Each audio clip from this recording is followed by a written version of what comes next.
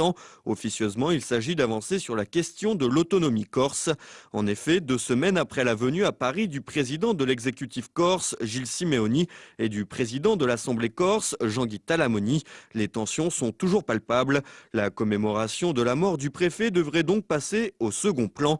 En obtenant la majorité absolue lors des dernières élections territoriales, les nationalistes se sentent en position de force et pas question de passer à côté d'une occasion comme celle qui se présente devant eux. 3 jours après la manifestation massive pour la reconnaissance de la spécificité corse à Ajaccio, Jean-Guy Talamoni et Gilles Simeoni vont appuyer sur le soutien populaire dont ils bénéficient pour faire monter un peu plus la pression. Elle est d'autant plus forte depuis que la question corse divise la majorité présidentielle. En effet, si le maire La République En Marche de Bonifacio, Jean-Charles Orsucci, a refusé de participer à la manifestation favorisant le dialogue avec le gouvernement, il a néanmoins voté en faveur d'une résolution solennelle reprenant les principales demandes nationalistes, notamment une mention spécifique de la Corse dans la Constitution et l'amnistie des prisonniers condamnés pour des actes en relation avec la situation politique de la Corse.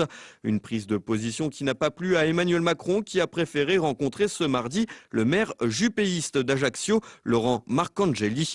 À l'issue de cette rencontre et de la commémoration, le chef de l'État a rencontré les 2 présidents corses, l'occasion pour eux de faire valoir à nouveau leurs revendications.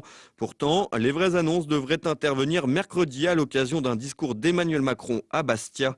Un discours très politique qui devrait se conclure par une ligne d'autorité claire. En effet, le gouvernement ne semble pas vouloir céder face à la pression.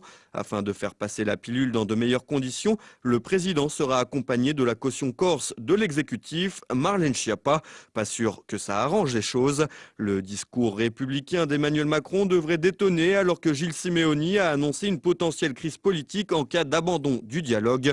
Une mise en garde qui s'apparente à un chantage sur une île où les menaces sont souvent mises à exécution.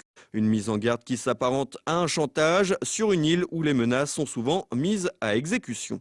Une mise en garde qui s'apparente à un chantage sur une île où les menaces sont souvent mises à exécution. Une mise en garde qui s'apparente à un chantage sur une île où les menaces sont souvent mises à exécution.